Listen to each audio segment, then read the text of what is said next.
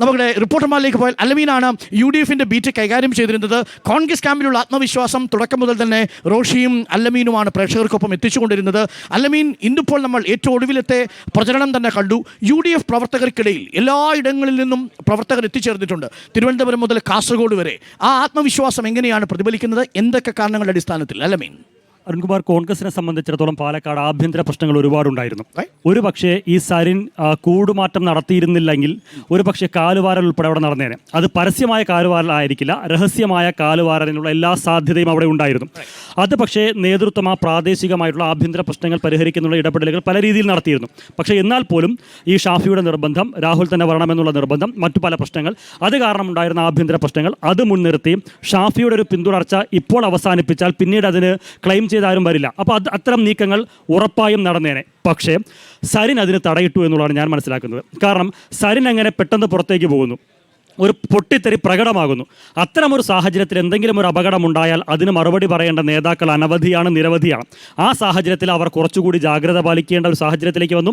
അവരുടെ പിന്നീടൊരു പാളിച്ച വന്നു കഴിഞ്ഞാൽ, നേരത്തെ ആലോചിച്ചുറപ്പിച്ചതുപോലെയോ അല്ലെങ്കിൽ സാധ്യതയുള്ളതുപോലെ ഒരു കാലുവാറൽ ഉണ്ടായാൽ പോലും അതിൻ്റെ ഉത്തരവാദികൾ എന്താ പറയുക, ഇതിൽ ഉത്തരവാദിത്തമില്ലാത്ത ആളുകൾ പോലും അതിൻ്റെ ബാധ്യത പേരേണ്ട ഒരു സാഹചര്യത്തിലേക്ക് വരും. രാഷ്ട്രീയമായി അവരുടെ ഒരു അന്ത്യം കുറിക്കുന്ന സാഹചര്യത്തിലേക്ക് പോകും. കോൺഗ്രസ് നമ്മൾ കണ്ടതാണ്.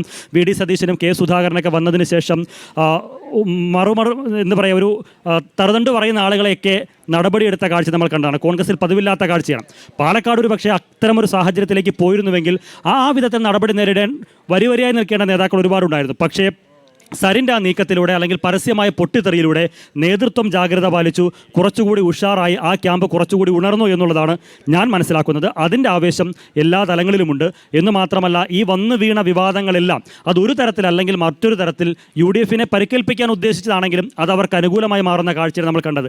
പെട്ടി വിവാദം, പെട്ടിയിൽ എന്ത് എന്ന ചോദ്യത്തിന് അത് ആരോപണം ഉന്നയിച്ചവർക്ക് മറുപടിയില്ല. കത്തു വിവാദം, മറ്റു പല സ്ഥാനാർത്ഥികളുടെ പേരും പല രീതിയിൽ ഉയർന്നു വന്നു. അതിന് മറുപടിയായി BJPയിലെ ആരോപണങ്ങൾ, പ്രശ്നങ്ങൾ വന്നു.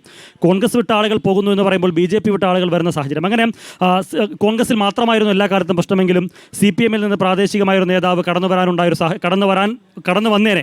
കോൺഗ്രസിൽ നിന്ന് ഒരാൾ പോകുന്നു, BJPയിൽ നിന്ന് പോകുന്നു, CPMൽ നിന്ന് കൊഴിഞ്ഞു പോക്ക് ഉണ്ടായേനെ. പക്ഷേ കൃത്യമായി തടയിടാൻ അവർക്കായി എന്നുള്ളതാണ്.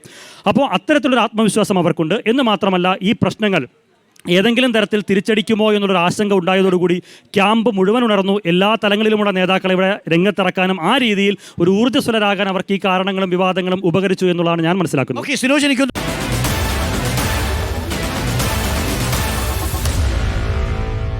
Meet the editors.